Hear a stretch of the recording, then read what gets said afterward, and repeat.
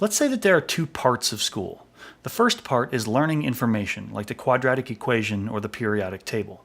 The second part is learning how to function in society by building skills like teamwork and communication.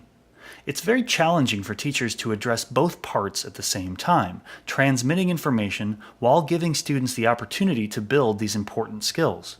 So what if we completely separated them? We know that students can learn information efficiently and effectively by interacting with video lessons. They are able to pause, rewind, and watch as many times as needed. After each video, we can have a computer generate an assessment that is customized for each student. Then the computer uses the custom data to deliver the next lesson. This might be a better and quicker method for getting the information to students. The rest of the time can be spent on part 2. It could be filled with extension activities, student choice, arts, sports, etc. This education model would be all about personalized learning, maximizing student achievement, and building important life skills.